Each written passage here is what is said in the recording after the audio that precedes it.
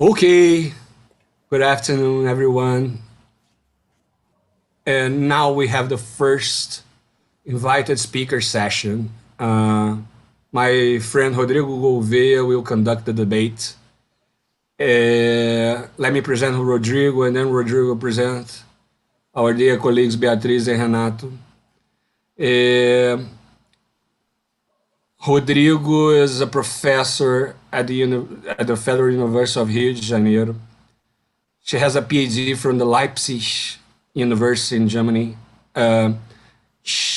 He was a visiting researcher in the Institute of Philosophical Investigations from the Analytical Philosophy Society. He was also a visiting researcher in the Goethe Universität Frankfurt am Main, and he will conduct our debate. Thank you, Rodrigo, for your presence. Rodrigo is not just a very dear colleague, but also a very dear friend. We are honored with your presence, and now you have the lead, please.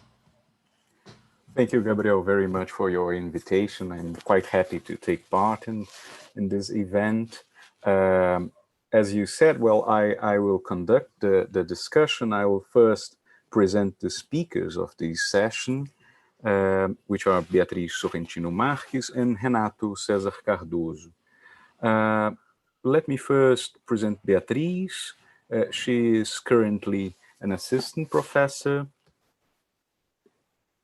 Well, she's currently an assistant professor of the Department of Philosophy at the Federal University of Mato Grosso, UFMT. She obtained her PhD in 2015 from the University of São Paulo and was a visiting graduate student at the Florida State University. Beatriz coordinates the research group, Grupo de Escrita de Mulheres na Filosofia. Her research interests lie in the philosophy of mind, the philosophy of action, and the philosophy of neuroscience. She's a member of the Brazilian network of women philosophers, Rede Brasileira de Mulheres Filósofas. Renato César Cardoso is an associate professor from the Federal University of Minas Gerais at the Faculty of Law and also at the Neuroscience graduate program.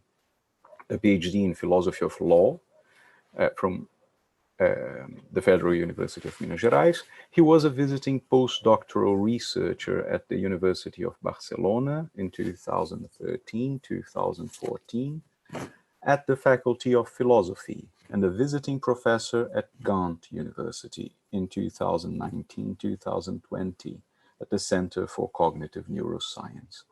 His interdisciplinary research dwells on the intersection of law, neuroscience, and philosophy, especially on the fields of Neuro Law and neuroethics, and on the topic of free will.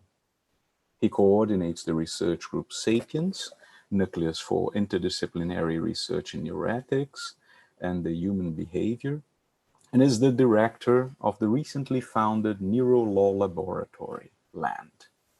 Well, we will start with Beatriz's talk, which is entitled, Does the Sense of Agency Support Libertarian Theories in the Free Will Debate? I will give you the word, Beatriz. Thank you. Thank you so much for that introduction, Rodrigo. Can I share my screen? I think I can, right?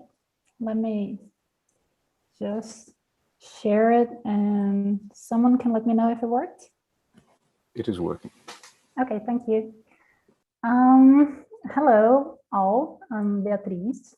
I tweaked my title a little bit. I changed it to Does the Sense of Agency Support Source in Compatibilism? But before I start, I just want to thank you for the invitation, and I'm directing that thank you to the organizing committee and everybody who is contributing to the event. During Adina Roschke's talk, I got messages from students saying, oh my God, it's Adina Roschke, and she's talking about the stuff that I was studying during our introduction period of research. And that's so so nice to see that the students feel motivated by an event like this. So for that also, I think we're all very thankful for what's happening here this week. So moving on to what I will be talking about today, what I would like to discuss with you all is this idea of sense of agency as a possible support for source incompatibilism. In order to do that, I have this really fast overview. I will introduce the idea of source incompatibilism. I will talk a little bit about sense of agency and the experience of source and some philosophers who have made claims about this in the past. I will wonder about whether it can actually be, the sense of agency can actually be an evidence for source incompatibilism. I will follow the footsteps of Ozain Diri in his discussion about the experience of choice, and I'll propose a discussion of my own of sense of agency and whether it offers this kind of support to certain beliefs that we draw from the phenomenology of action. I also ask questions about what could count as evidence for a theoretical position or philosophical position on free will based on these phenomenological experiences. I'll come up with some problems, and I also try to answer why it would seem that the sense of agency offers this kind of support. And at the end, I propose a more modest view of it. So, okay, let's start. Source incompatibilism is mainly the idea that free will is threatened by causal determinism, but it's a different kind of threat. Usually we think about the threat of determinism in terms of whether it undermines the possibility that the agent had done otherwise, what Adina Roski referred to a capacity of the agent. And this kind of concern about the source of action is aimed mostly at whether the agent is in fact the originator of her action, so whether she is the source of the action.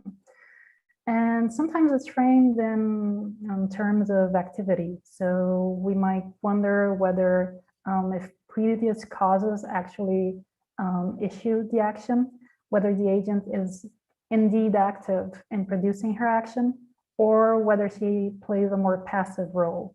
And there's sort of an interaction there with the problem known in philosophy of action called the disappearing agent problem. Some people call it like that. So this is not the same problem as the problem that determinism poses for the ability to have done otherwise. But some philosophers tend to approximate the two issues. So they seem to think that if the agent is the source of her action, then she must have the ability to have done otherwise. And some say this more explicitly, some seem to imply something of the sort. So I won't go on into so much what the positions on free will are, because Adina Roski did such a good job on explaining to us. But mostly, I guess what we could keep in mind or should keep in mind is just that there are positions in philosophy that are called incompatibilist, and which is a framework for what I'm discussing here. And those positions tend to see that causal determinism would threaten free will if it was true. So if the thesis for causal determinism was true, we would not have free will. And a group of incompatibilists, usually called libertarians, they'll tend to believe that free will is something that agents do have, and they try to propose defenses of free will. On the other side of the argument, there are the compatibilists who do not see causal determinism as so much as a threat. So these are the positions that are relevant, I guess, to what I'm presenting next. So these are, I have some quotes here from philosophers who have made some claims about the phenomenology of agency or the sense of agency. And they seem to believe that the sense of agency provides an experience of source, of the agent being the source of the action. And they tend to view that as something actually special, as something very important to the kind of agents we are, to the kind of entities we are that produce action. And I'm going to just read a couple of these quotes so that we can get a sense of what's being defended. Nida Rumlin, she claims that to be phenomenally aware of doing something involves experience of oneself as being active, and doing something we experience our own spontaneity. So she seems to, she's not very clear about what spontaneity is, but we could interpret it as a sort of indetermination. The agent is not caused to do what she does. So there she approximates the experience of being active, that is, I am the one who is producing my action, who is originating action, and the idea of this sort of indetermination that I'm not caused to act as I do. Horgan also defends something similar. He's not a libertarian, but he claims that our phenomenology presents, your phenomenology presents your own behavior to you as having yourself as its source, rather than, say, presenting your own behavior to you as having your own occurrent mental events as its source. He also classifies the experience of agency as the experience of yourself as immanently generating the action. And he claims that of particular importance will be the aspect of freedom that is virtually always present in the experience of agency. When I experience some behavior as produced by me, I experience it as something that I could have refrained from doing. So then again, bringing together the two libertarian ideas of free will. Gennett also has something to add. As we know, he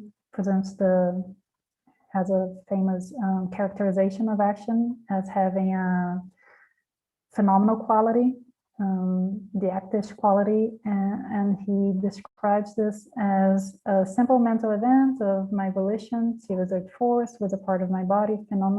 Phenomenally seems to me intrinsically an event that does not just happen to me, but rather as if it occur, as if I determine that it will happen just when and as it does. So it's the actish quality, which is probably something similar to what we call the sense of agency.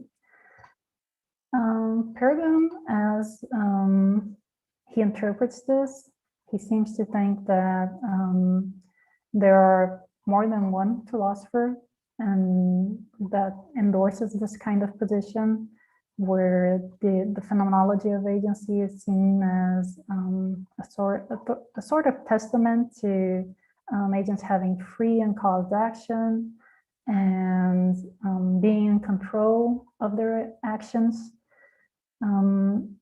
He also argues that the phenomenology of agency is taken by some of these philosophers as reflecting that the agent has options, right? So it excludes lack of control, which is a threat that causal determinism would offer to our understanding of agency, if it was true. So in general, the phenomenology of agency is seen as supporting the view that agents have free will. Bain and Levy also discuss some interpretations of the phenomenology of action as a source, as allowing us to see agents as source of their action, in the sense that they are unmoved movers. Okay, so what I'm interested in discussing after this quite long introduction is why does the sense of agency seem like the experience of undetermined source, as if we are the ultimate source of our actions? And it's interesting to try to understand whether this can actually serve as a support for a theoretical position. I will end up having more of a skeptical position. I don't think that how we experience agency is a reliable testimony of how we actually act, and I'm not sure if we can settle this debate about free will based on these introspective reports. So just to set the tone of what the kind of discussion that I want to put forward is, I want to bring to the table what Alzain Ziri did, and I think has like a very interesting discussion of what he calls the experience of choice.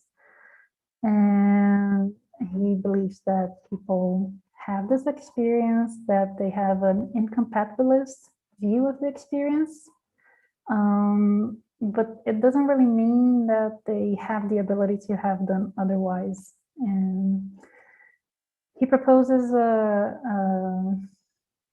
that the experience of choosing seems indeterministic because of how we experience prospection. But that does not mean that the experience is not compatible with determinism. So he takes prospection to be a not necessarily conscious, mentally simulating possible futures, and we would normally do this, and it would not be necessarily conscious. And it's a way to guide our action. It enables agents to select a course of action among several possibilities.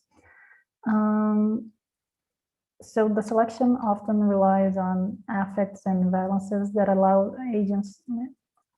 These affects and valences are, of course, associated to possible courses of action, and this allows the agent to compare effective experiences that accompany possible futures in order to choose a course of action.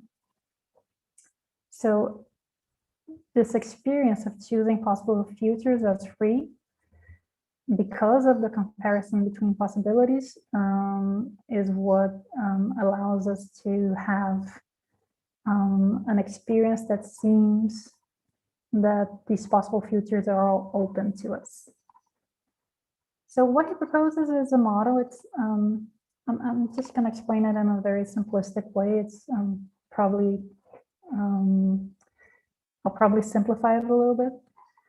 So what he claims is that the experience of choice can be interpreted as indeterministic because, and he expects, he provides a causal model to help us think about how it could be that we do this, our regular choosing, really. So I'm going to assume that the causal model is correct here. But the causal model then calculates the outcome of possible future courses of action that can vary in different ways, the event that might happen. And that depends only on the agent's decision. So you have a causal model and you have one variant. And the variant is just what the agent chooses that her action will be. This decision then is an ideal manipulator because it manipulates the whole scenario. If I do A, then these consequences follow. If I do B, then these other consequences follow. But while the model does this, and it's quite efficient in helping us choose, it also screens off possible causes that would affect the scenario that happens after I act. So it also screens off all causes of my action. So the model represents the decisions as detached from the antecedent causes, focusing only on the possible effects. So this means that the antecedents of my decision, all the causes of my decision, are ignored in the model, which is why agents would experience their decisions as not being determined. But of course, this doesn't mean that the decisions are not determined. It just means that we are focusing on previous causes. So the model is compatible with determinism being true, even though the experience of choice seems indeterministic, right? It seems like we have a bunch of options open to us and we could have chosen any of them. Okay, so moving on to the sense of agency, I think we have at our disposal some models to try to understand it. And maybe I should point out that I separate the sense of agency from the experience of choosing. These might be considered the same by some, but I don't think they are. I think the phenomenology of agency is a wider term that we use sort of an umbrella to encompass all these terms. But as it seems, the experience of choosing is something that you can have even when you're not about to act. Say you can choose, make a decision about something in the future. For instance, will I travel when the pandemic restrictions are over, or should I be cautious and not do so? I mean, I can make that decision right now and not act because I'll have to wait for the restrictions to be lifted in order to act in accordance to that decision. And the sense of agency, as I'm going to discuss it here, is the sense that it's the feeling that accompanies a specific motor act. So it does involve actually acting, and it involves a motor action. So in order to explain the sense of agency and how it arises, there are some models available, and I am hoping to take advantage of these pre-existing models to try to better understand how the sense of agency arises and whether it can actually offer some support for a theoretical position on free will. The sense of agency then is usually viewed as arising as part of a control mechanism, what is called a comparator model.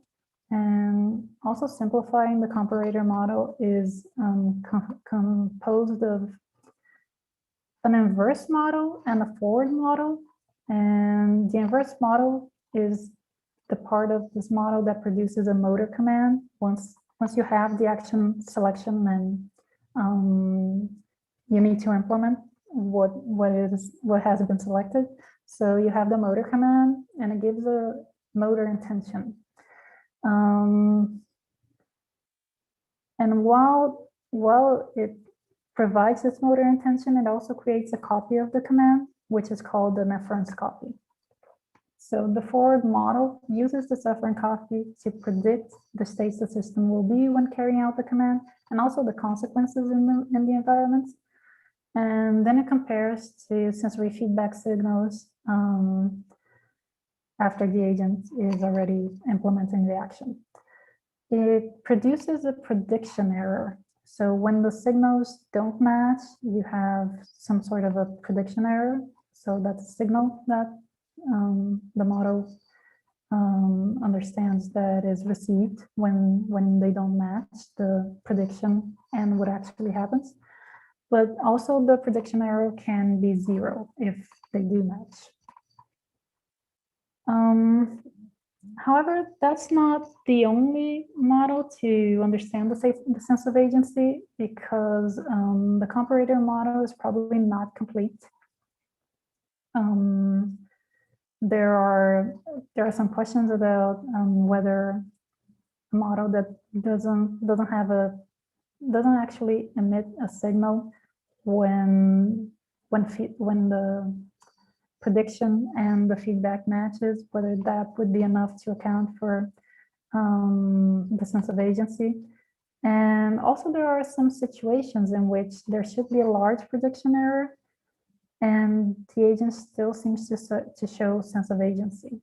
And that's what Wen and Haggard defend in their 2020 paper.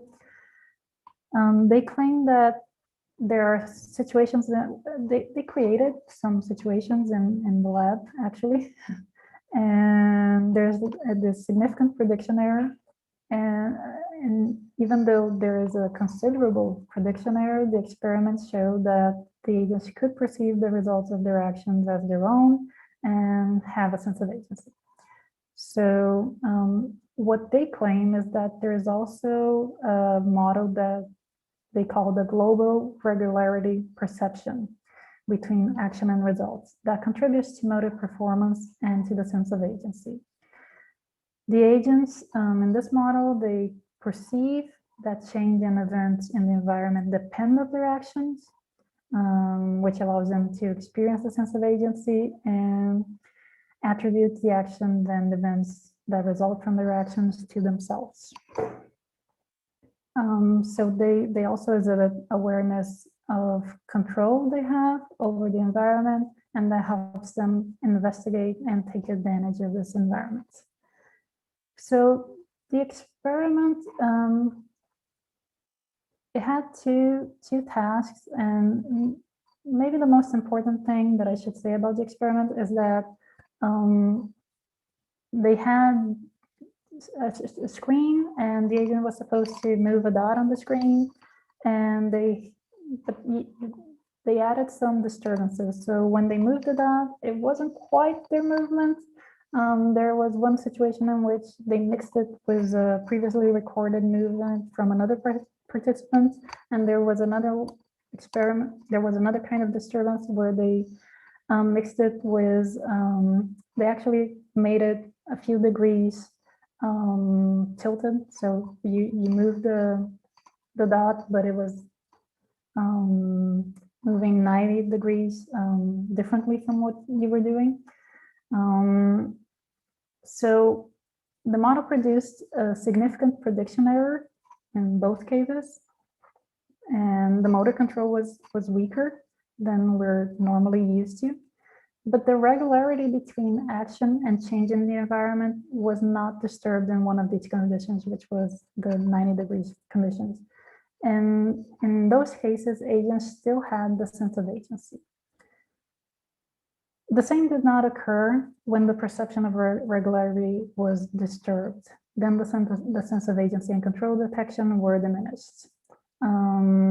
What they think that the results suggest is that regularity of perception, when the agent can establish that what they perceive and what they were doing match, that helps agents find out which events in the world are under their control, and if their perception of regularity contributes to the sense of agency, it would be important to enable intentional behavior and set out objectives for actions.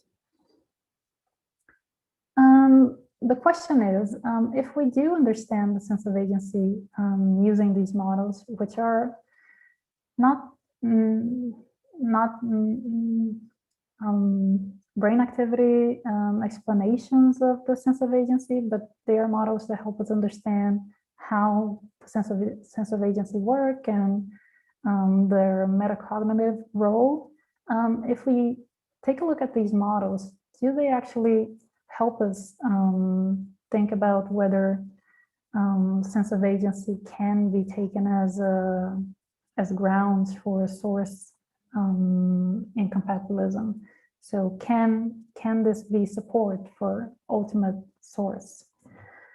Of course, I don't expect this issue to be settled on these grounds, but the evidence might contribute to the discussion. So I put out some hypotheses for what we might expect of the sense of agency and its explanation if source incompatibilism was true. I do not mean that these hypotheses exhaust the possibilities. I'm sure other people can come up with other hypotheses, but I thought we might look at a few and gives us some food for thought. So the idea provided the quotes that I started with is that action spontaneously arises without previous causes. And if the sense of agency was to offer some kind of support for that view, it does seem like it should show up at action initiation. So it should be at the onset of action. And the models we saw, they don't quite help us think that the sense of agency arises at right when the action starts. It seems to be a longer process, both in the comparator model and in the global perception model. The sense of agency kind of depends on feedback and it depends also on perception of results of action. So it doesn't seem that it's very compatible with that first idea. Now, the second hypothesis, I think is more questionable, and I can imagine that some might not agree with it. The idea is that if there's no other cause for action, if it's just the agent herself who causes action, the sense of agency then is its experience of ultimate origination. If that's the case, then again, the sense of agency should arise at action onset. I think some people might question whether that's really the case. Perhaps even if you're the ultimate source of your action, you could get a process of production of sense of agency. And I do see that. I just think that if that's the case, if the sense of agency is supposed to support origination of action, then there should be some of it, or it should be quite present at the onset of action. And the third possibility is that the agent could have done otherwise. So some of the philosophers at the beginning, they say something similar to that. And if that's the case, sense of agency should arise right after a period of indetermination, a period in which the agent, what the agent will do is not yet defined. But as I mentioned already, it doesn't seem like the sense of agency is associated with a specific moment, like the action onset. It's a temporally extended process. And about the third hypothesis, I think the experiments that Wen and Haggard conducted, they show that the sense of agency did not necessarily arise after a period of indetermination. It actually arises after the fulfillment of a determined expectation. So agents expect some regularity between actions and outcomes in the environment, and the perception of the expected regularity contributes to the sense of agency. So when it matches what they were expecting would happen, it seems like it gives rise to the sense of agency. So if that's correct, then it doesn't seem like it can be associated to indetermination and to open possibilities of being able to have done otherwise. But then we could ask, okay, so let's suppose that this is all true. why does it seem like the sense of agency supports source and compatibilism? And I mean, I'm assuming, of course, that this is a general or a common sense view of the sense of agency, that people in general think that it is an experience of source. But even if that's not the case, there are those philosophers that I mentioned in the beginning who seem to think this is the case. So some reason or some explanations that we might accept for why it seems that way is just that agents might interpret their experience in light of their background beliefs or theoretical commitments. I do agree with Sean Nichols when he claims that the sense of agency is too anemic or too thin to encompass a complex representation, such as Compatibilism. And Sinafitzik, I'm not sure it's pronounced like that, and colleagues, they propose that the phenomenology of agency and what he calls the feeling of agency, it's the same as what I'm calling the sense of agency.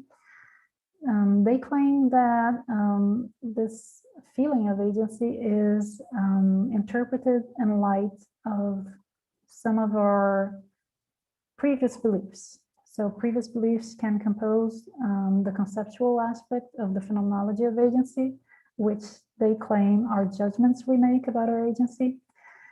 And that's because, in general, our beliefs influence how we interpret our introspective feelings, right? In this case, the sense of agency. If it is the common sense view that agents have free will, then and that free will requires indetermination, agents might interpret that the sense of agency supports that kind of belief. So they might interpret their sense of agency in light of that belief.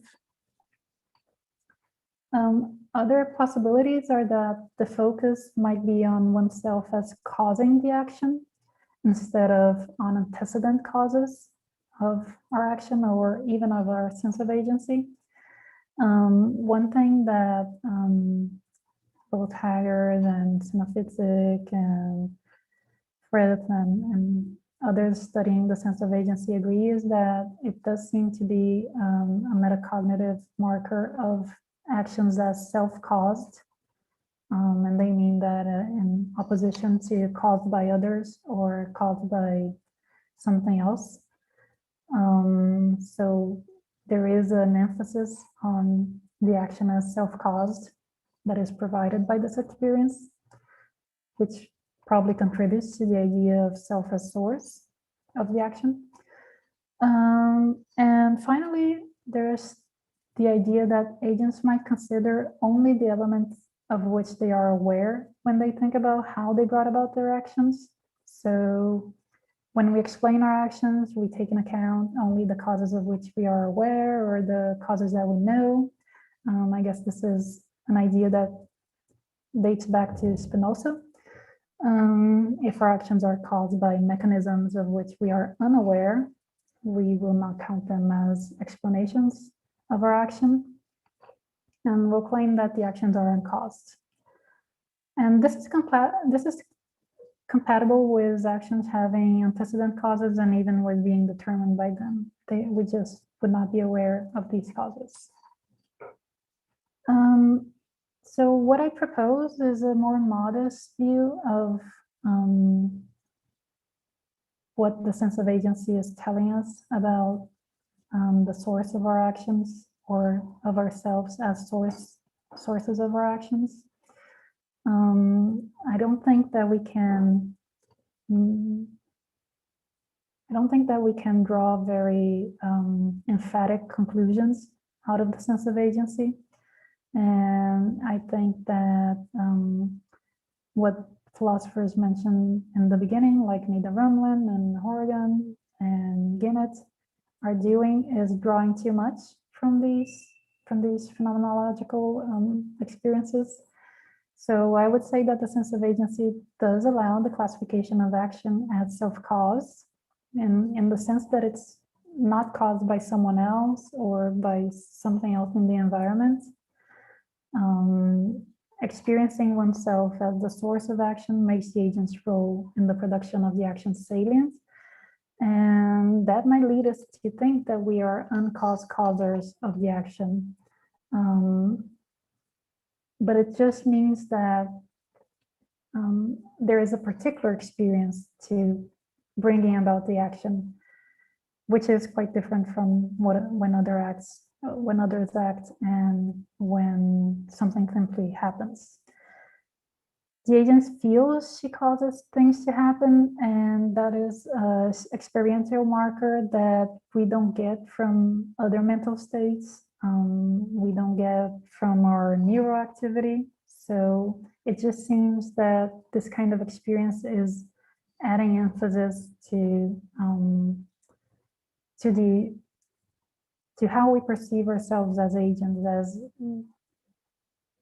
in the environment, but not so much as to how we produce action. Just that what we do is experientially marked as quite different from when we observe someone else acting or something happening in the environment. But this experience, the sense of agency, does not necessarily make it true that one is uncaused, an uncaused causer, or that the action is uncaused. The sense of agency itself has its causes, and it could very well be true that the action has causes such as neuroactivity and mental states, if you wish. So although the agent's experience is compatible with the belief in ultimate source, we can see that the experience of the agent as the source makes sense the interpretation of the agent as a source makes sense in light of this experience. But it also can't, at the same time, it cannot serve as an evidence for considering the agent the ultimate source. It is compatible with the agent not being the ultimate source just as well. And that's what I wanted to present to you today. Thank you for listening, and that's it. Thank you very much, Beatriz, for your very interesting, thought-provoking talk. I will now ask Renato to initiate his presentation. Let me first mention its title. Renato's talk is called "Believe It or Not, Does Free Will Matter for the Law?" Please, Renato, you can. Hello. Thanks, everybody. It's always hard to talk after Beatriz and Adina. It's very, very good to be here. This is really a lot of planning coming to fruition, so it's very good to be here. Good afternoon, everyone. And so I'll start sharing the screen.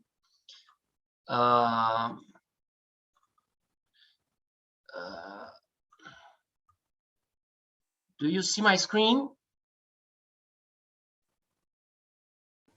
Yes. You see my screen? Yes. Mm-hmm. Okay, thank you very much. So let's start. The presentation is called "Believe It or Not, Does Free Will Impact the Law?"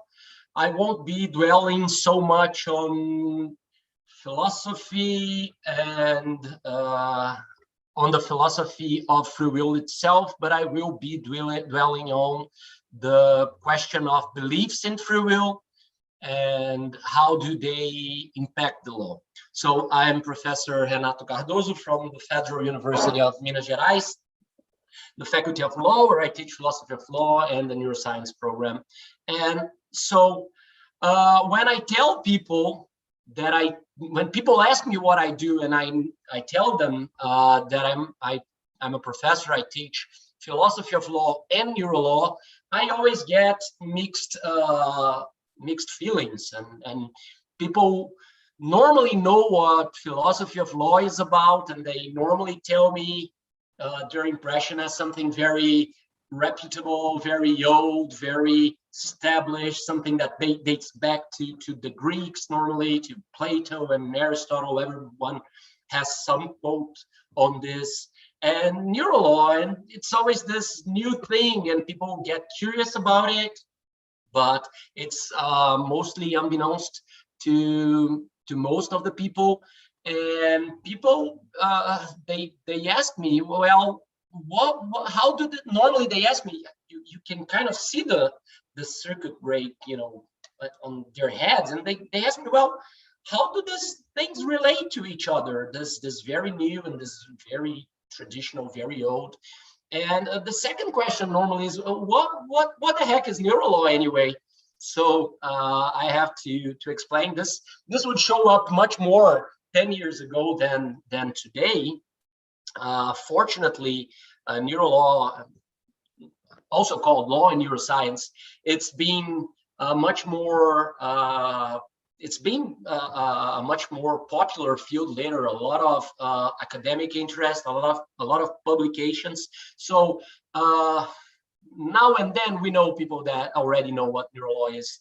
Hopefully in the future this will be much more, but it's already much more than it was 10 years ago. So well, when people ask me this, I normally, especially how do these things relate to each other, I normally answer their question with two other questions. That's kind of what philosophers do, right? Answer questions with more questions. So to specify those questions. And then I tell them, well, let's think about this. What should they have in common? What do you think is the object of jurisprudence, right? The theory of law, the science of law, that's jurisprudence. Philosophy of law in some aspect as well. And normally what I get from people is that, well, the object is law. We study the law. And this I get from students, from lay people. And when I ask, so what do you think is the object of neuroscience? What do neuroscientists study? And also what I get normally is, yeah, well, they study the brain or neurons or glias or neurotransmitters. Well, and that is all true. But in a very real sense, there is much more to it than just that. So where am I trying to get at? I tell my students in law school, especially when they ask me, what is this field? And I tell them, well, we have to study neuroscience, at least basic neuroscience and basic behavioral psychology, because these guys study the same thing that we do. And they always look at me funny as if I'm talking nonsense. But the thing is, if you think about it, think about the law. If you are researching or studying jurisprudence, in the end, what you are studying, it's human behavior, all right? So the law does not exist by itself. The law is the product of human behavior, okay? So be that the behavior from just one human or a dictator or a king or something, be that a group of people, the legislators, it is always the product of human behavior. More than that, you cannot understand the law if you don't understand that that is supposed to be something that regulates human behavior, that is supposed to inhibit some human behavior, that's supposed to incentive other human behaviors. So you won't understand the law if you don't understand that it is the product of human behavior, that is intended to regulate human behavior, and that it only becomes real when with human behavior, be that from citizens that apply the law, be that from police officers, or be that from a judge that says, all right, so the law in this case is this or that one. That is decision making, that is behavior. And then I get to the second point, neuroscience. Of course we study brains and neurons and glias and all this kind of stuff, and brain systems and connectomes and everything. But why is neuroscience so interesting? in the end, because so much more interesting than, say, at least to my opinion, than nephrology or whatever, studying any other biological systems, because it relates so closely to behavior.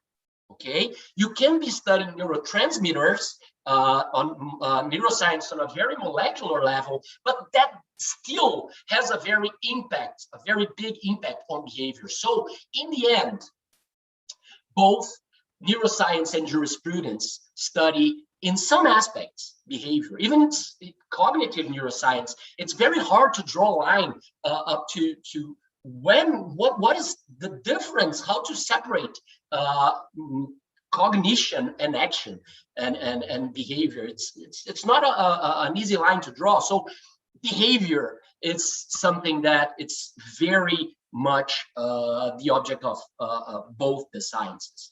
And the more neuroscience has to tell us about how the brain, the nervous system entails behavior, how this mechanism supports behavior, the more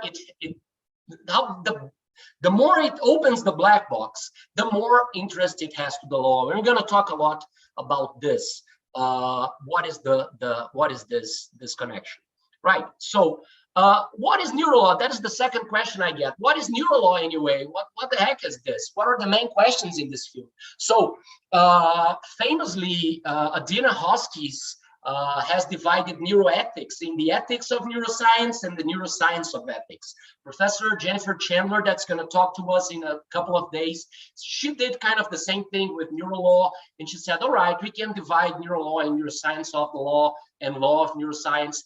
I would add personally a third. I would divide it in three: neuroscience in law, neuroscience of law, and the law of neuroscience. Let me give some examples here. The neuroscience in law, it would be kind of forensic neurosciences. It's kind of the first thing people think that neuro law is how neuroscience appears in courts. All right, so this drawing here is kind of a joke with this. There's been discussed a lot if we could or if we could not use, for example, fMRI evidence in court to say that someone is telling a lie or telling the truth. There is a very important case, the Semerau case. Someone is interested, you should look it up. And I think very, very rightly, the court decided, the Supreme Court in New York, I guess, decided that it was not possible, given what we know about fMRI for lie detecting, that would not be possible to use that kind of evidence in law. So there is a lot of other evidence, neuropsychology and whatsoever, P300, and a lot of evidence that has been shown in court. So this is neuroscience in law. There is the law of neuroscience. What is that? Neuroscience has to be legally regulated, be it the neuroscientific experimentation. So the way we experiment on neuro law has legal rules. It has ethical rules as well. The ethics committee see into that. But there's also legal rules that should limit and orient neuroscientific experimentation. And also the application of neuroscientific technologies and drugs and nootropics, enhancements, what have you. This also has to be legally regulated somehow, and that is the law of neuroscience. And the last one, the one I like the most, the one that I've been working with for the last several years, is neuroscience of law. That is how neuroscience sees the law, what neuroscience has to tell us about legal decision making, especially. I'll give you a very nice example. Nowadays, we can, of course, have someone making a legally relevant decision like punishing someone. We can give them a vignette and ask them to decide inside an fMRI if this guy is guilty or not, or or she is guilty or not, and how long of a sentence is she due. And we have found, I mean, researchers have found that there are very different neuro correlates to that, to those two separate questions. One might think, all right, so this is one same process. Is she guilty or not? How long is she gonna be punished for that? But those are very different neuronal systems involved in these two kinds of decisions. And also all the questions of free will, I think, of course, they show up in A as well when you ask how free was someone in one case. But the question, the philosophical question, if free will it's important to the law, and how, that is the problem of theory of law, the problem of free will for the theory of law. I would find it here in C. So what are we talking about here? There are several arguments in the free will and the law debate. Of course, we have limited time, so I will get to some of them. Common arguments in these arguments are in these arguments about free will and the law are: one, neuroscience does not disprove free will, so it doesn't matter for the law. And B, even if it did, if neuroscience disproved free will, it wouldn't matter because the law does not presuppose free will. Well, let's see what we do about that. So first one, neuroscience does not disprove free will, so it doesn't matter for the law. I'm very inclined to say nowadays that Libet-Stiles experiments do not disprove of free will. Anyone that was here before and heard Adina's talk, I think she brilliantly made the case that there are a lot of doubts in the Libet-Style experiments. It's not really without problems. And this study by Professor Aaron Sugar really has had an impact on my views on Libet. And I was once a diehard, fan of this arguments, this paradigm for free will skepticism. Now I'm not so sure, but that doesn't say everything I want to say, because you will find arguments, and it's a very, very important and very good text by my good friend, Professor Brass and Professor Fustenberg and O'Malley. And they argue for a new model, the coin-top model. I'd really like to suggest that anyone who hasn't read this paper that is interested in the neuroscience of free will. It's a very interesting model, but as far as I agree with most of the paper, I do not agree with the title, and I've written about that, hasn't been published yet, but I do think that it would be a great title if it said why Libet-Style experiments do not disprove free will, because there is more to neuroscience and to neuroscience of free will than just Libet-Style experiments, and that is one point I'd really like to argue for. I think that the neuroscience of free will has been sequestered in a way by Libet-Style arguments for a long time, and that we really should broaden horizons and think about other kind of stuff.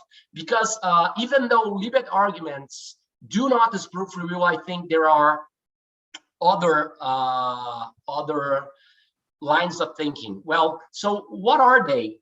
Well, the thing is, my first counter argument here is that even if Libet-Style experiments don't disprove free will, there are several other reasons to doubt it, at least in the traditional, and this is important, in the traditional metaphysically loaded sense that usually supports legal theories, all right? Or at least to require an entirely different meaning to the concept.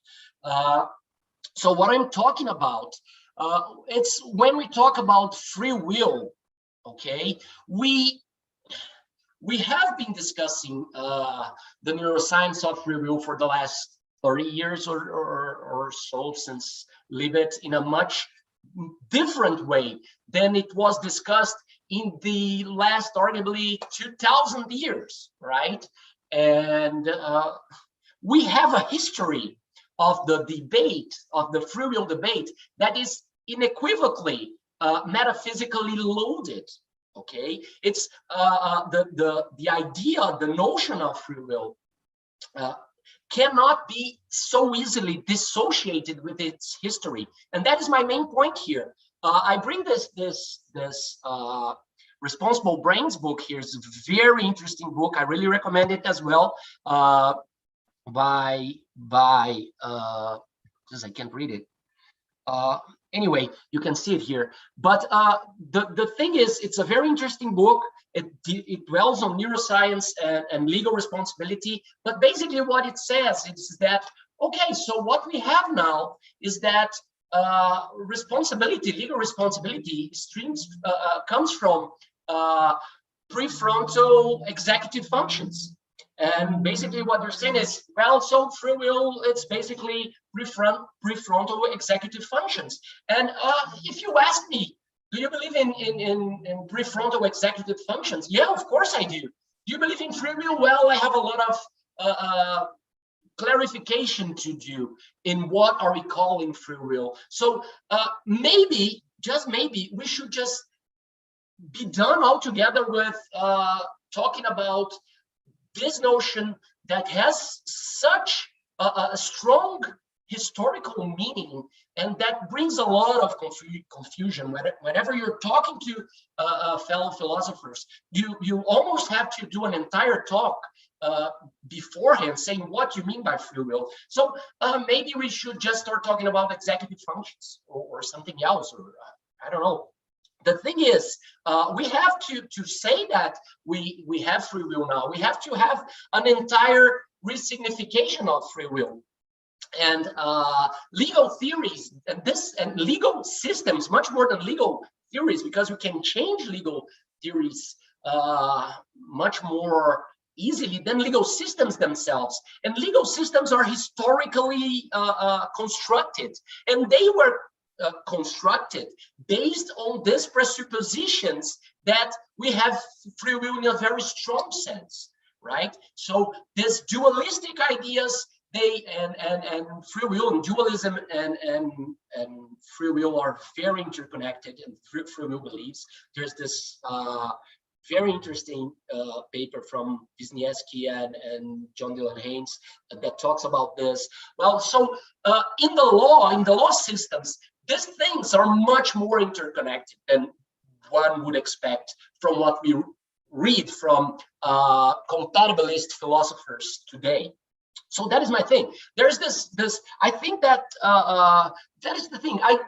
If we're talking about free will and we think that free will is executive functions, why call it executive? Why call it free will? Why not call it executive functions, right? I always remember this poem from Fernando Pessoa, this Portuguese poet that is a philosopher, more than a poet. I don't know what he is, but he has this poem when he's clearly thinking of Spinoza, and he says, well, if God is nature, why call it God? Why not call it nature? So I'm kind of making the same point here. So if free will is executive functions, why not call it executive functions after all? Why bring all this metaphysically loaded significance, right? So for our legal systems, there are a lot of problems. So this is very, very, just for example, this is not exhaustive at all, but so hard incompatibilism and hard luck from Pereboom and New Levy, and it's Levy, not Levy. Dualism is incompatible with the laws of physics, and like you will see clearly in Bunhe and Dennett, and it's clearly correlated with free will beliefs, and that is a very strong argument against common legal theories that we know of. Legal theories and legal systems basically are not always that apart from historically, like strong dualism, historically, old and unscientific now views of human behavior. And all right, so as Adina has put it, the brain is very, very complex, and the causality there is not clear. But even if it's, however complex that is, it's still a biological mechanism, and that goes in straight. It's hard to compatibilize that with some of legal theories, and so there's no causal gaps, no homunculus, and etc. So okay, so what we do with that? Second argument, even if so that was the first one, that neuroscience does not disprove free will. Maybe Libet-style experiments do not, but neuroscience brings a lot of problem for the classical idea of free will that is used on legal theories and on legal systems. So the second one is, even if neuroscience disproved free will, it wouldn't matter, because the law does not presuppose free will. And that has been famously argued by Professor Stephen Morse from Pennsylvania in this article and in Neuroscience, New Neuroscience, Old Problems. And if anyone wants to go deeper into this idea, I strongly recommend Professor Morse's philosophy of law. But the thing is, all right, some legal systems, even if Professor Moore say, okay, so that is not a problem for legal systems. He's talking mainly about American legal system.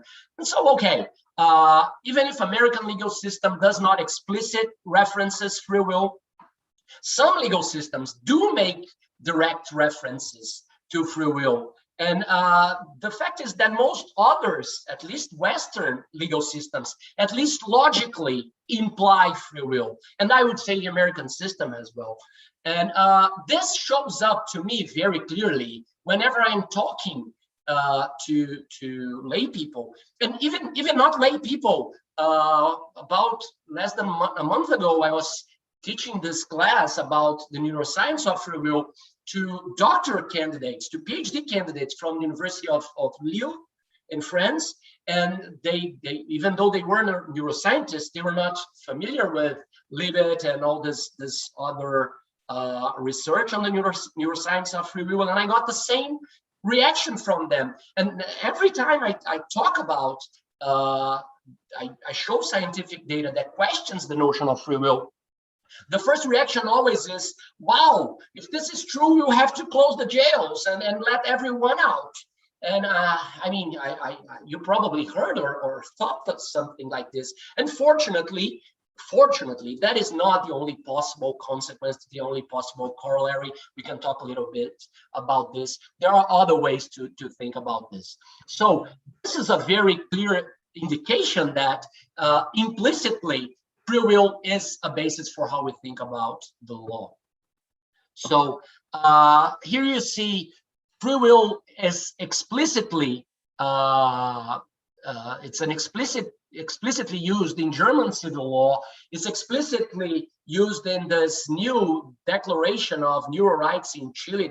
It's probably going to be approved in this new constitutional reform in Chile. We're going to have Professor José Muñoz talk about this in some days, so it's going to be very interesting.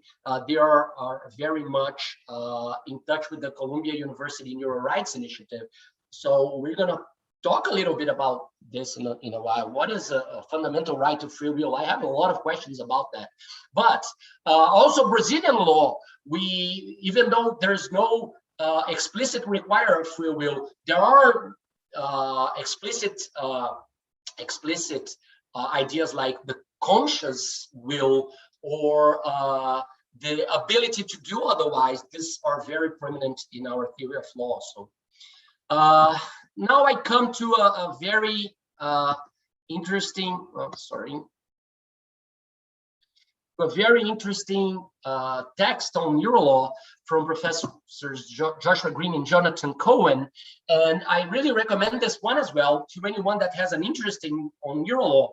It's a bit dated, it's from 2004, but it's a classic in the field. And they argue that for the law, neuroscience changes nothing and everything. And what is the main argument here? They're saying, right, so neuroscience is not going to change the law by changing day-to-day practices and minutia and small, this kind of day-to-day procedures and proofs. Maybe neuroscience has some new things, some new kinds of proofs, but the law we have now can accommodate that. It's not going to bring big changes, and that is in line with the argument from Professor Morse. But what do they say? They say, apart from that, we have a very, very important change, and that is where neuroscience is going to change everything. Neuroscience is going to change everything for law, because it will change our moral intuitions, especially about free will. But as it describes the mechanisms behind decision-making and human action, more and more, people will question more and more their intuitions about what is legal responsibility, about punishment, about retributiveness, right? About retribution. And also they argue famously that we will have to shift towards a consequentialist approach to punishment and leave behind the retributivist approach to punishment that does not compatibilize itself with the idea that we don't have free will. We can still think about punishment and justify punishment, but it will not have this vengeance, this retributivist, this just desert idea behind it. We will punish forward-looking because we want other people to act in a different way, and they will learn from the ones that have been punished. We will punish because some people are they do present a danger to society and all these kinds of things, but not because this guy was inherently free and bad and decided to be a psychopath himself because he just wanted to. So neuroscience, they argue, is going to change our intuitions. The more it gets popularized, the more we know, and it will change our intuitions, our moral intuitions, and our intuitions about law and legal responsibility. All right. So what they say, okay. So the legal principles, our operative legal principles exist because they more or less adequately capture an intuitive sense of justice. In our view, neuroscience will change and ultimately reshape our intuitive sense of justice. New neuroscience will affect the way we view the law, not by furnishing us with new ideas and arguments about the nature of human action, but by breathing new life into old ones. Cognitive neuroscience, by identifying the specific mechanisms of behavior, will vividly illustrate that, what until now could only be appreciated through exoteric theorizing, through, speculating philosophically about determinism and like whole lot or anything. Now we will be able to see this kind of things. All right, that there is something fishy about our ordinary conceptions of human action and responsibility, and that as a result, the legal principles we have devised to reflect these conceptions may be flawed. And now is the big argument here. If the neuroscience is going to change the law, it's going to do so not by changing the law itself, but by changing how we think, our beliefs about free will, our beliefs that support our sense of justice, our sense of desert. And that is how it's going to change. And this is the main step here in the argument. We have to focus. If the law is going to change, it's going to be changed by neuroscience. It's not going to be changed by this argument, I don't know, so now it proved. No, it's going to be changed by changing free will beliefs. And here we change our focus now to free will beliefs and the importance of free will beliefs to the law. So does free will matter for the law? Yes. In what way? And as free will beliefs. because free will beliefs, they impact behavior. And this is the second part of our talk here, how free will beliefs impact behavior. So let me put it syllogistically.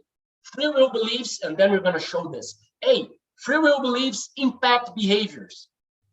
B, behaviors matter for the law. Remember our first slide, the law studies, what's the object of law? It's behavior. So behaviors matter for the law. And so if we find out that free will beliefs have an influence on cheating, on racism, on aggressiveness, there's a very interesting paper that that just came out that says that free will beliefs impact victim blaming, for example. So all of this matter for the law. And we only have one conclusion for the syllogism. Free will beliefs matter for the law.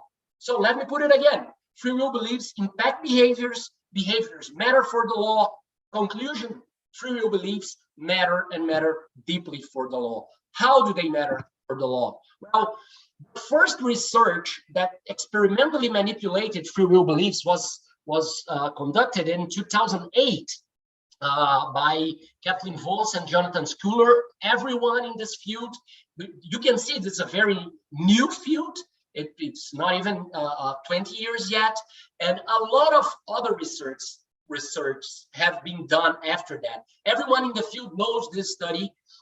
It has had some problems replicating, as most of the things we have seen in behavioral psychology lately. We'll talk a little bit about this, but this is a classical study. What did they do? They manipulated free will beliefs. Basically, there are several manipulations. There's Belton sentences. Normally what people do is they give the subjects, half the subjects read a neutral text, the other half read a text. Normally they use Crick's, the Nobel Prize winner, discoverer of the DNA. He wrote a book called Astonishing Hypothesis. And there's a part there when he talks about free will as so how there's no free will, and talks a lot about dualism as well. That might be a problem. We'll talk about that in the future. But that isn't the normal manipulation. And we'll talk a little bit. There is a meta-analysis, very important, that just has been it's on preprint, but they have reported that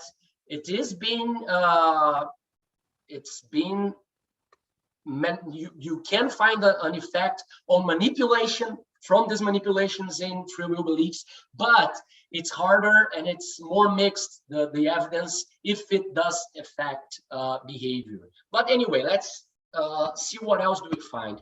So free will beliefs matter for behavior. And here we will talk later about this difference: manipulated free will beliefs and free will beliefs as a trait, as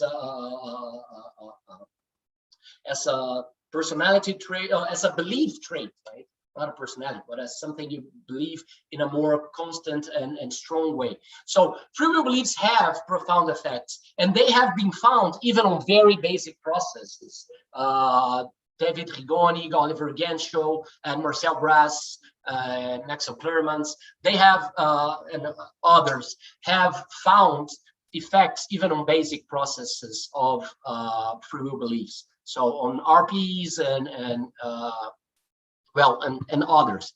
So the most important thing here, the most consequential to law is punitivism, right? So free will beliefs correlate strongly to punitivism. And this raises the question, why we punish? So normally what people think is that because we believe in free will, people that have stronger beliefs in free will punish more and are more retributivist as well. And because they believe more in free will.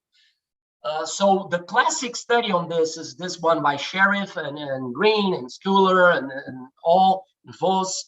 And what did they do? They manipulated free will beliefs, and they found that if you manipulate free will beliefs, so people believe less in free will, they will become less punitive and less retributive.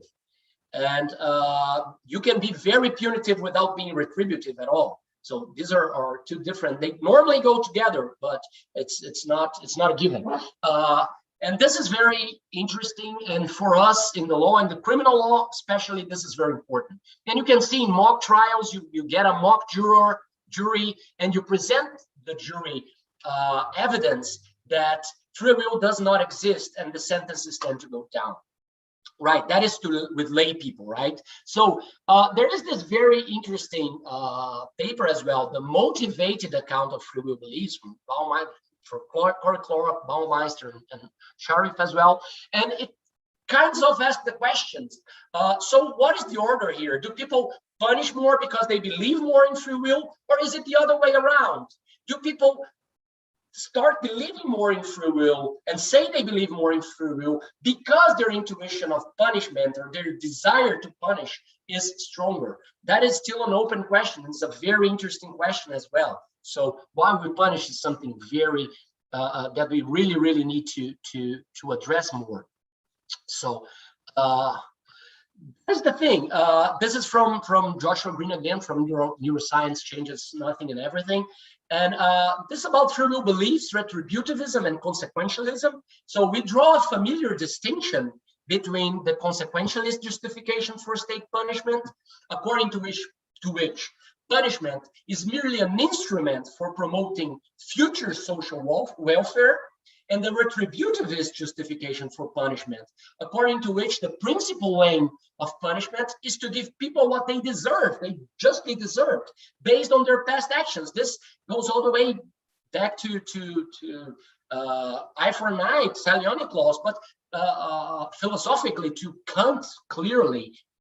Kant was basically the philosophical father of this retributivist approach. So we observe that common sense approach to moral and legal responsibility has consequentialist elements, but is largely retributivist.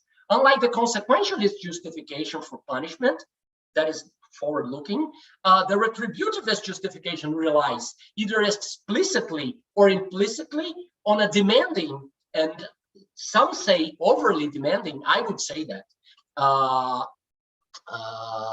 notion of free will. So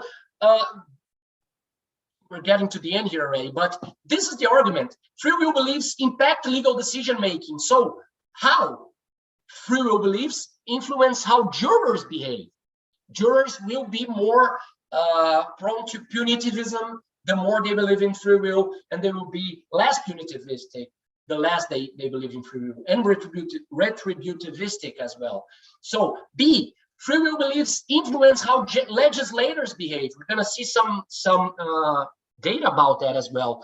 And C, and this is a question mark, we still don't know. There's a lot, and one of my takes from this research is that we have to do a lot of research on that, because if the law is going to be affected by free will and neuroscience and by neuroscientific research, we have to understand how does this affect judges, and how do they, not only judges, but also lawyers and defendants, and how do they decide legal decision making, how it's influenced by that.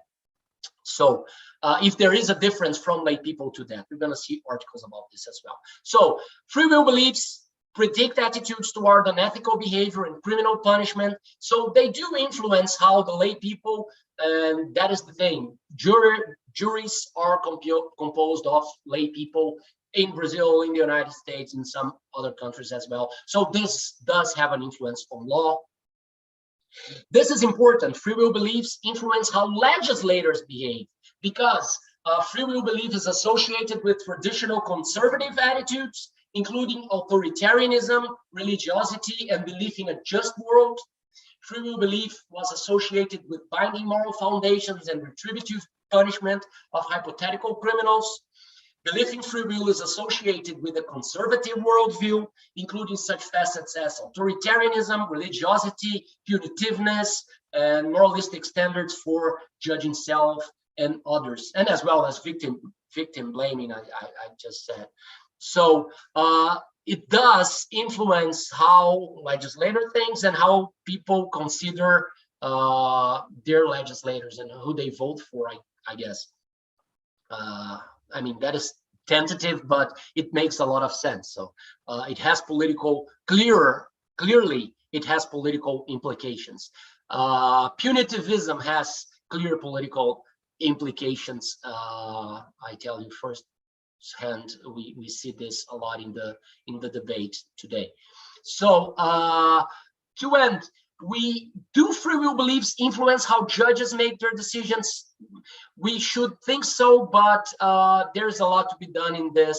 We have this very important study done by Professor Marcel Brass, Oliver Genschow in Germany with judges.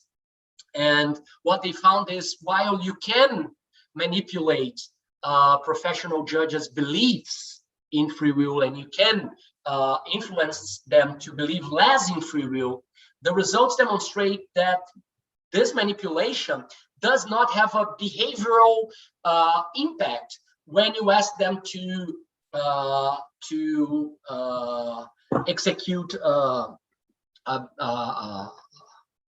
task, to do a punishment, to read a case and set why they right and set the appropriate punishment. So lay people clearly are influenced. Other reports we have on that, but judges are not, and that raises a big question here. So the first question we should ask is, why is that? So this is the meta-analysis I was talking about, and I really recommend this one as well. It's very important conclusion. They said, right, according to our findings, we find little evidence for the idea that manipulating free will, belief in free will, has downstream consequences after accounting for small sample and publication bias. Together, our findings have important theoretical implications for research on free will beliefs and contribute to the discussion of whether reducing people's belief in free will has societal consequences.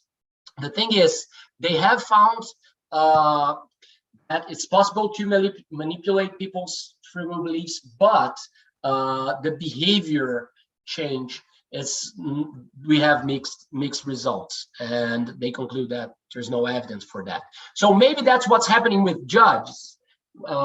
You influence their decisions, but that has no downstream consequences. But maybe legal education has an impact, right? Maybe once you get legal education, you start to dissociate these things, and you say, all right, one thing is free will, like Stephen Morse would say, but this does not have any importance for the law.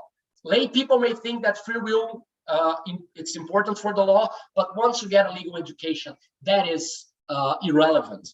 Maybe that's something that's happening. How can we test this? That's what I tried to do, and me and Professor Marcel Brass in Ghent, and David Wisniewski and Neil Greco and Oliver Genschow also helped in designing this. And when I was in Ghent 2 years ago, what happened is we tried to access this. So we designed a study to look at the population, look at legal training. We would go to first semester legal students and, you know, ask them their sex, age, legal experience. And the important thing is we gave them vignettes with seven vignettes with intentional, non-intentional, and dubious and ambiguous cases of homicide. And then we also asked them about why should we punish people. And then we gave them the free will inventory, and we'll have Thomas Naderhofer later in this event. I'm really happy about that and really excited about listening to him. And we will use he developed the free will inventory with colleagues, and we use that to assess people's beliefs in free will and in relation to punitiveness and retributiveness. And what we're trying to do, these are the vignettes, these are the cases. You can see what kind of cases we gave people to look at, and they would give punishment from 1 to 30 years, right?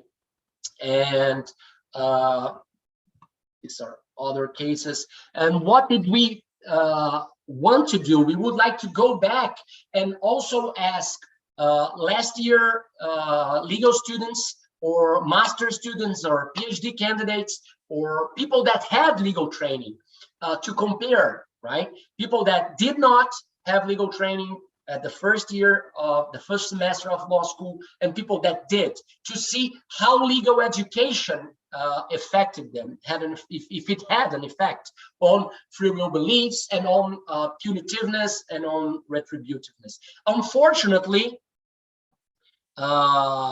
the results, the second part, we got 439 responses from 439 students from the first semester of law school in Ghent University. But when we were going to collect the data from the last year and masters and PhD students, we couldn't because of COVID. There was a lockdown in Belgium, and since we had done the first part in person, we couldn't just change to online without risking very substantial methodological difference. So this is what we have so far. Here you have the average of punishment across the 7 months. We have a very well distributed, a bell-like curve here for average punishment. This analysis, by the way, was made by David Wisniewski. So what we found in this first data, we found a clear correlation of punishment, of punitiveness and free will beliefs, significantly relevant. And so it's a very, very clear influence. And also what we found, one of the questions, one of the vignettes we had was this last one, and maybe you should read this last one at least. This one was intended to try to separate punitiveness from retributiveness intuitions. So this was made somehow in that first study by Oliver, also in the study by Sheriff that we talked about. So this is kind of intended to get anything that is forward-looking out of the equation. So this is just this is tried to separate. If you read the case, it leaves only the retributive motives for punish someone. It's tried to. So what we found is that retribution is also very correlated with free will beliefs. And so this study is to be continued, and we hope we can go back and talk to the master students in Ghent, to the last year students and the PhDs and people with legal training. So just to finish here, the trends, what we have to test in the future. First, if free will beliefs are going to have an impact on law, if free will is going to have an impact on law, it's going to do it through free will beliefs. That's why we have to keep testing these things and see if people with legal training are influenced in a different way or are less influenced, as the judge's study might show. And also, if we have to test as well if a neuroscientific education, because we now know that these manipulations may not be strong enough, but do neuroscientific manipulations, do a neuroscientific class, do education in neuroscience change people's intuitions about free will? That is something very important as well, and goes in line with the argument of Joshua Green that if neuroscience is going to change everything for the law, it has to do it through this kinds of beliefs. So does neuroscience education change people's beliefs in free will, determinism, and dualism? I really like to thank you all for being here this far, and really hope to hear the questions. It's been a pleasure. Thank you all very much. Thank you. Thank you very much, Renato. I will make some questions in order to start the Q&A, and then I'll read the questions that people are already sending to us. Well, I have Rodrigo, let me just advise you of a little problem. Our translator is completely exhausted. She'll have a super technical task with Woody's talk. So for now on, whoever wants to ask in Portuguese, ask us in Portuguese, we translate, and I mean, and the other way around. Okay, just to be clear that from this moment on until Uri's, we're not gonna have translation. She's doing a superhuman effort, and she had to rest for a while. Okay. So do you think that it would be better for me to ask a question in English and then translate it? Or just I mean, ask in Portuguese? if someone could assign me to the translator function, it would be great. Se alguém puder me colocar como tradutor, eu agradeço. Por favor. Quem tem host ou co-host aí. Mas pode... Okay, so let me just ask. First of all, thank you very much for you both for your talks. I will start with two questions to Beatriz. They are actually, well, one of them is a clarificatory question. The other is about the generality of the sense of agency. It has less to do with free will, but I think it would be nice for me at least to understand the whole discussion you presented. In respect to the sense of agency, I was wondering if it is intentional in a certain way, if it is about the action that the agent is performing. And this would be the first question. And the second, how general should we consider the sense of agency? It seems that, well, it's quite clear in the cases of actions that follow from deliberation, practical deliberation, but should we also acknowledge sense of agency in forms of basic action or in those actions that are present in skillful behavior? I'm considering all these cases that some anti-representationalists present as forms of action that are not guided anyhow by some sort of behavior or even representations.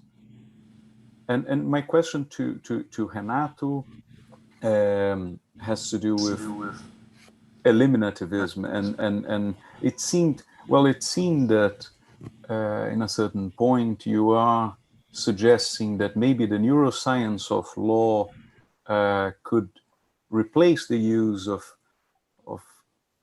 the expression free will, Eu não tô ouvindo, and maybe Rodrigo. just Rodrigo, employ. Okay, yeah.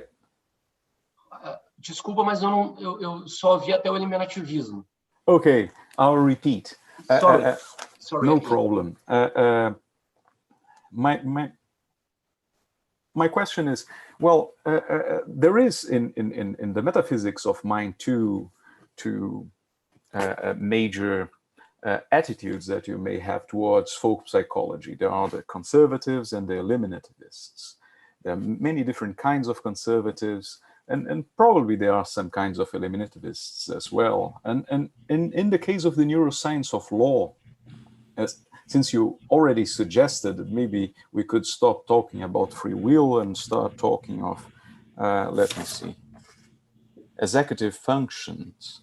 And what I was wondering is if the neuroscience of law would have to acknowledge folk psychology, or if it would be possible for it to get rid of the whole supposed theory of folk psychology, given that, well, it would be based on neuroscience and so on.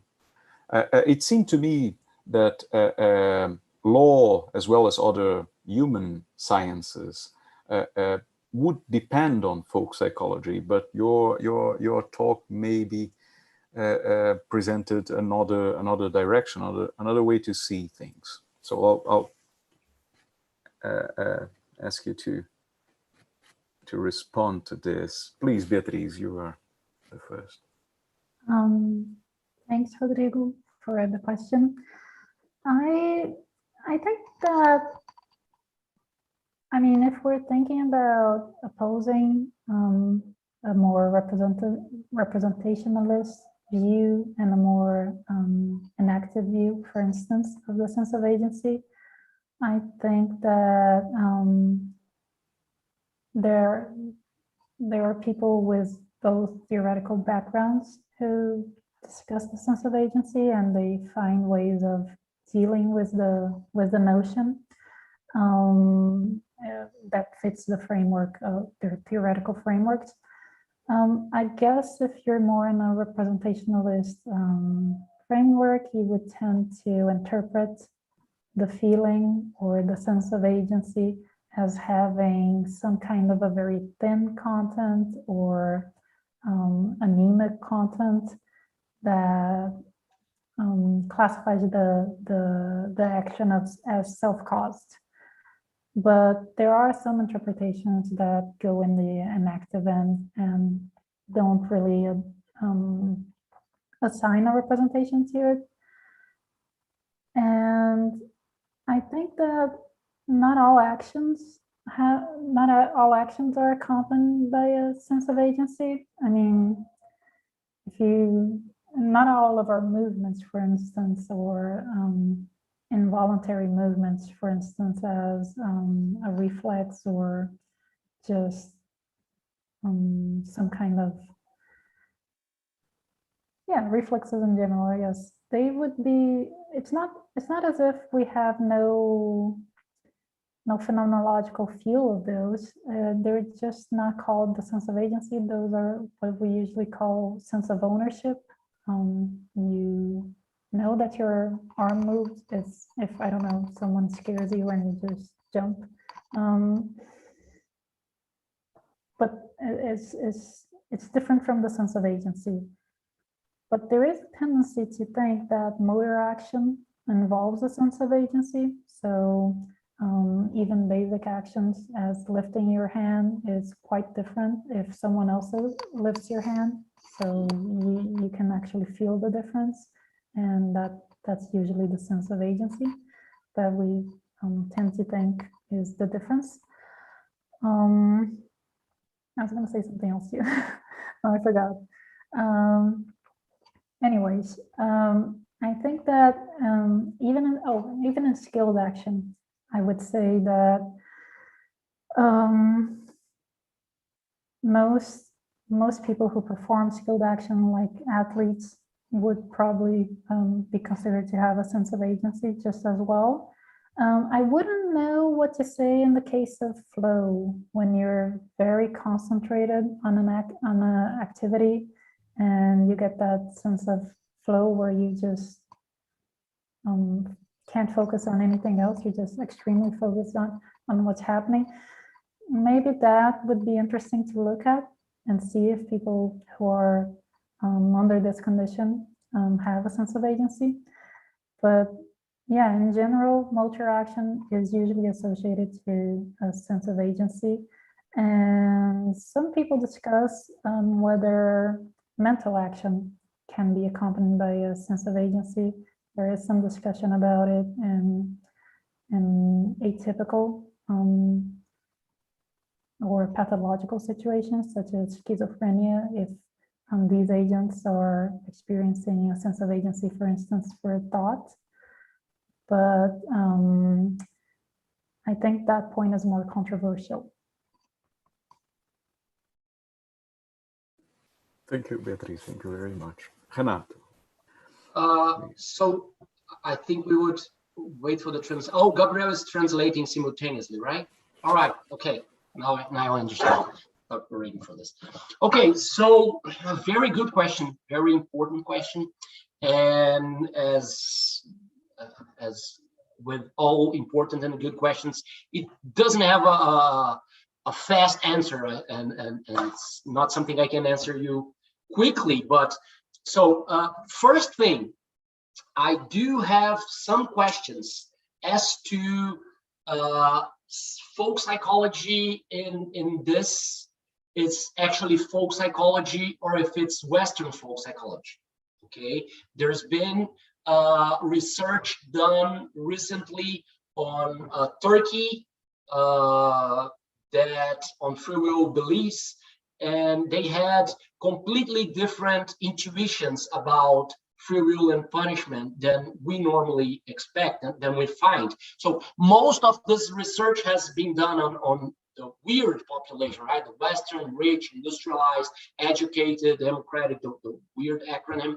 So I do have a lot of doubts. I'm not saying I'm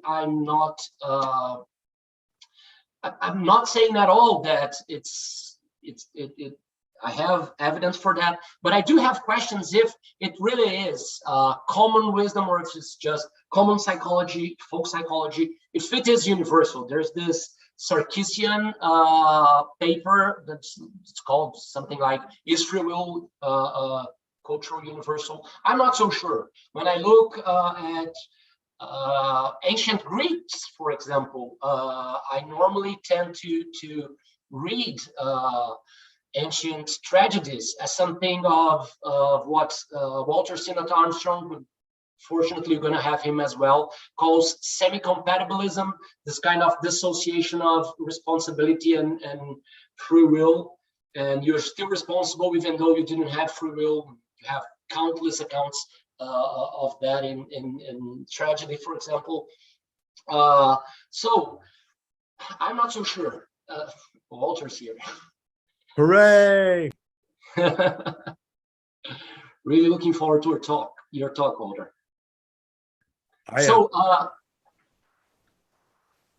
What else?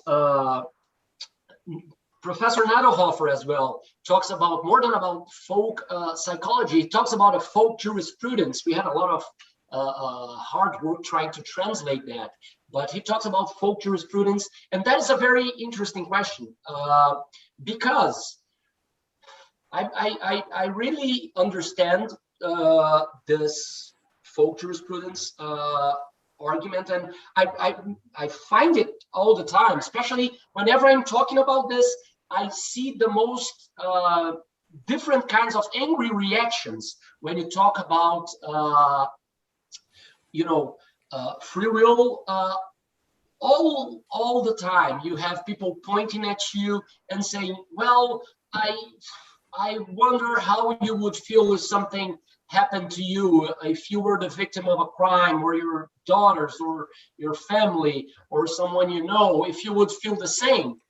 And whenever I'm talking about human rights as well, not only free will, but whenever I'm talking about human rights, about the criminal system, and criticizing this kind of an excessive punishment, whenever I'm criticizing this, people point at me, look, like I'm defending the bad guys, the bandits or something. So the folk jurisprudence and the folk psychology, they run very, very high on these kinds of emotions, and it's very hard to get away from that.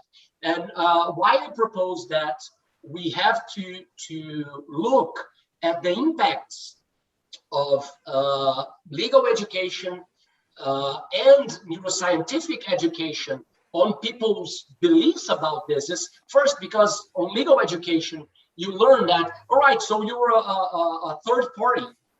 That's exactly why you are here. So you want to judge this, and the law is here and the state is here because you're not involved. And that's exactly why you can talk about this in a neutral way, right? Because if you are involved, then your sentiments, your feelings and emotions run very high. And that's why I tell people, so if it happened to me, of course I wouldn't want consequentialism, forward-looking. I would want retributivism, but then I wouldn't want justice. I would just want vengeance, pure and simple. And the second thing is we have to also look at neuroscientific education, because I do want to know that if people start to understanding more about human behavior and where does it stems from, emerges from, and the neural basis of it, if that has an impact on retributivism and punitivism as well. So I'm not sure if it's not a simple answer. I don't have a simple answer for that. But thank you that's very the best much, I can do. Renato.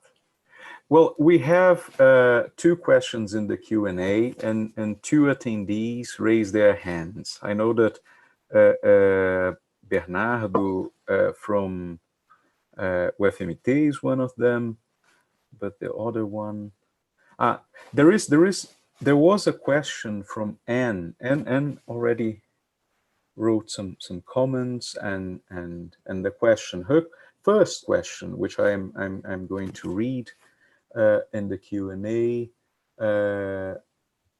was something like this. The notion of free will seems to be an innate human intuition. How do you propose to reprogram everyone to your line of thinking? I suppose this question was directed to Renato. Well, please, Renato, you can answer this. Sorry, Rodrigo, I got caught up with the chat. Could you repeat the question, please? It was, the notion of free will seems to be an innate human intuition. How do you propose to reprogram everyone to your line of thinking? All right. So it kind of relates to my last answer. I'm not sure if it is an innate thinking, right? But even if it is an innate thinking, it does not mean that innate thinking is perpetual or unchangeable. But I would really like to clarify, I'm not here to change or to, you know, I don't really want to change people's way of thinking by way of reprogramming anyone. Maybe by argument, by discussion, by rational argumentation. Yeah, of course, that's what we're here for. That's why we discuss philosophy. That's why we do science. But of course, not reprogramming anyone. That is not anything I would think it's necessary or advisable or even a good way to go about this. Okay, thank you. Let me just ask then Bernardo to present his question, and then I'll return to the last question from the Q&A. But I know that there are 2 people raising their hands, but I cannot see who exactly is raising their hands. Bernardo, would you prefer to write it down or?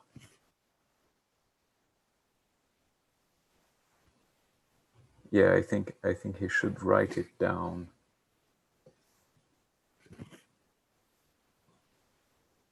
Well, while he is writing, I don't know if he can take part of this. I'll read the question from Cynthia Moore. She says, Professor Renato, parabéns pela bela exposição sobre a questão da neurociência do livre-arbítrio, pelos experimentos de Libet, como ampliar o debate para levar os estudos neurocientíficos para a formação dos operadores do direito, em especial os magistrados. Well, I'll try to translate it. Concerning the question of the neuroscience of free will by means of Libet's experiment, how should we enhance the debate in order to take the neuroscientific studies to the formation, to the education, I suppose, of the law magistrates or the people working in the law. All right, let me just finish to read this here. Okay, so first things first, Professor Noel, what I do believe is that we should encourage interdisciplinary studies ever more on law and neuroscience, as you so brilliantly and so frequently do. I'm a big fan of your work on Neuro Law and on philosophy or experimental philosophy. And this is the kind of work I think should be done. I'm not sure if we should, impose or of course, as I said, impose these kinds of beliefs on people, especially if we don't believe in them. I do think we have a big problem with retributivism. I think our criminal system, our penal system, it's very much it's broken. It does not. It's not rational. It's very much emotional, vengeful, revengeful, and retributivist in a way that it does the society it doesn't help society at all. It does talk to people's feelings and fears and emotions, but when you think rationally about it, I have a lot of doubts about that, about its how it's structured and what it does to us as a society. I think it does much more harm than it does good. But I would not think that people should believe in something because strictly of the consequences of that belief. I used to believe in a lot of like believe in Santa Claus. I used to love believing in Santa Claus. I don't think people should keep believing in Santa when they clearly know that's not true, only because it has good consequences. So also, I don't think that, like Professor Smilansky defends, that free will does not exist, but we should not tell people that because it has bad consequences. So the debate on free will, it's still out. I think we have to debate this a lot. I think there's very good arguments for the point that free will, at least as the law asks for, it's a very strong sense of free will, that sense does not exist. And if we want to use another one, then we should talk about it and explain people why are we going to use such a change. But I mean, that is a very, very long road, and the neuroscientific revolution, it's a long way from coming. And I don't know, we have to test that. We have to test the effects of educating people on neuroscience and the effects of educating people on non-retributivist theories of law and punishment, if those have an effect, right? So that is basically. Just a clarification. The question was asked by Cynthia Moore, the one that I read. And now Bernardo Alonso has two questions. The first to Beatriz, I think the second as well, but Renato, he said, could also answer the second question. But let's start with Beatriz. I'll read it. In Beyond Freedom and Dignity, Skinner argues that knowledge does not make us free, but rather releases us from the illusion of freedom.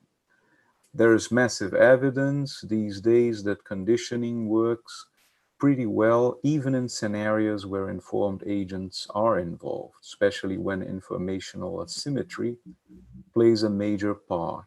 For instance, Google and Facebook prediction products. Funny thing is, most internet users have no clue whatsoever of being guided by complex, subtle enablers when choosing one product or presidential candidate. So yeah, I guess I agree that the feeling itself of free agency is not too important, especially when agency is so fragile and its reflexive state so deceiving. But this is the question, I suppose, is it dispensable when explaining elaborate, planned, thoughtful actions? Reinforcing past beliefs seems to be a comfy position for agents.